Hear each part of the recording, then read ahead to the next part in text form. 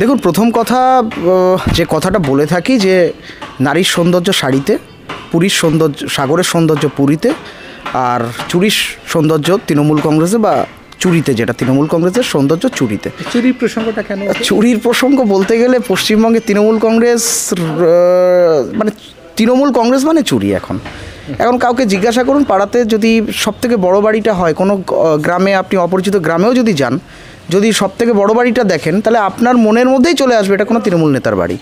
আপনি বাজারে যে সবথেকে বেশি দামের বেশি মাছটা কিনছে, দাম দিয়ে 100 টাকার মাছ যে 500 টাকা দিয়ে কিনতে পারে, সে তৃণমূল কংগ্রেস করে। তার মানে এটা বলতে চাইছেন যে চোর বাদ দিলে তৃণমূল কংগ্রেস নেই? না, বাদ দিলে তৃণমূল কংগ্রেস আছে কিনা এটা আমি বলতে পারবো না। তবে মমতা ব্যানার্জির আদর্শে যারা ছিলেন তারা তো এই মুহূর্তে তৃণমূল কংগ্রেসে নেই। এখন যারা কান কাটা বলাই, হাত কাটা ন্যাপলা, তারাই এখন তৃণমূল কংগ্রেসের বড় বড় নেতা। আরেকটা কথা আপনার মুখে শুনে খুব ভালো লাগে, বক্তব্য যখন শুনি সত্যি বিস্ময়ে শুনি, যে বলতেন যে একসময় তৃণমূল কংগ্রেস যারা ভাঙা সাইকেলে চড়তো, যারা ভাঙা মানে বিড়ি খেত, চেয়ে বিড়ি খেত, আজ তাদের কি অবস্থা, কি বলবেন? দেখুন, প্রথমত মমতা ব্যানার্জিকে অগ্নিকন্যা এই নামটা কিন্তু কোনো তৃণমূল নেতৃত্ব বা তৃণমূল এই চটিচাটা যারা আছে তারা দেয়নি। অগ্নিকন্যা নামটা দিয়েছিল 2011 সালের আগের থেকেই সাধারণ বাংলার মানুষ। তখন সিপিএমের যে অত্যাচার, জ্যোতিবাবু থেকে শুরু করে বুদ্ধদেব ভট্টাচার্যের আমলের যে অত্যাচার, সেই অত্যাচারের বিরুদ্ধে যারা লড়াই করেছিল তাদের একজন নেত্রী বা একটা লিডার দরকার ছিল। সেই লিডারটাকে মমতা ব্যানার্জি কিন্তু আপামর বাংলার মানুষ তাকে মেনে নিয়েছিলেন। এটা কোনো তৃণমূল কংগ্রেসের নেত্রী না। তো তার পরবর্তীতে আমরা দেখেছি যে মমতা ব্যানার্জির যাদের মাধ্যমে ক্ষমতায় আসলেন তারা তৃণমূল কংগ্রেসের জায়গা পায়নি। কিন্তু যারা সত্যি খাওয়া জুটতো না একসময়, তৃণমূল কংগ্রেসটা হয়তো করেও নি, কিন্তু পরবর্তীতে সেই জায়গাটায় তৃণমূল কংগ্রেসের নেতা হয়ে আজকে বসে আছে। কেউ প্রমোটারি করছে, তাদের সাথে কথা বলতে গেলে সাধারণ মানুষ এখন ভয় পায়। হাতে দেখবেন ব্যাসলেট, কানের সোনার দুল, বড় বড় 4-5টা করে মালা, তবেই তৃণমূল কংগ্রেস এটা করা সম্ভব। তারাই এখন নেতা। সাধারণ মানুষ তৃণমূল কংগ্রেসের নেতাদের কাছে যেতে ভয় পায়। অনুব্রত মণ্ডলকে কীভাবে ব্যাখ্যা করবেন? মাগুর মাছ বিক্রি করতে। দেখুন, শুধু অনুব্রত মণ্ডলকে দোষ দিয়ে কী হবে? এরকম অনুব্রত মণ্ডল সব জায়গাতেই আছে। আপনি বনগাঁ সাংগঠনিক জেলা থেকে শুরু করে প্রত্যেকের ইতিহাস যদি খুঁজে দেখেন, তৃণমূল নেতারা আজকে যারা নেতা বলছি, আমরা নেতা বলতেও খারাপ লাগে যে আমরা সেই দেশে বাস করি যে দেশের ঋষির দেশ আমরা বলি, সেই দেশের সেই রকম একটা জায়গায় ফিরহাদ হাকিমের মতো মানুষ এরকমভাবে একটা থ্রেট করছে আর আমরা হাততালি দিচ্ছি বা চুপচাপ বসে আছি। এটা ভাবতে অবাক লাগে। এটা মানে কি বলতে চাইছেন? বলছে যে হিন্দু জনসংখ্যা বা বিরোধী যারা রয়েছেন, মানে মুসলিম যারা বলতে চাইছে সংখ্যাগরিষ্ঠতা যদি হয়ে যায় এবং হয়ে যাবে ইনশাল্লাহ বলছেন, তারা আমাদের আরবি পড়ার অকামত দিচ্ছে। এটা পশ্চিমবঙ্গের বুকে দাঁড়িয়ে বাঙালি হিসাবে এটা আমার লজ্জা, এটা লজ্জিত আমরা।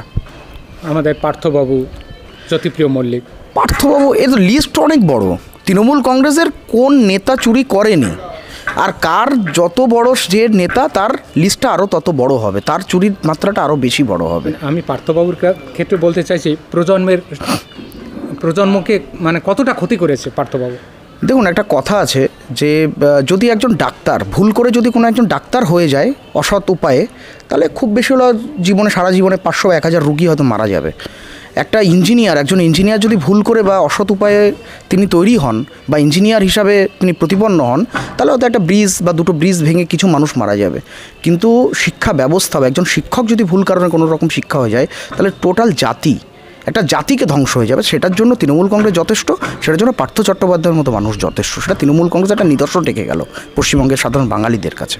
না, আমি বলছি প্রজন্ম যে এখন চাকরি পাচ্ছে না বা এই যে বেকার ঘুরে বেড়াচ্ছে, তাদের এই অভিশপ্ত জীবন, মানে জীবন অভিশপ্ত হয়ে উঠেছে, এ কি তো স্বাভাবিক? এটা আজকের থেকে না, সিপিএম যাওয়ার পর থেকে শুরু করে বা সিপিএম আমলের লাস্টের দিকেও কিছুটা ছিল যে যারা কমরেড লিখে দেবে তবেই চাকরি হবে, এই যে তোষামত করা।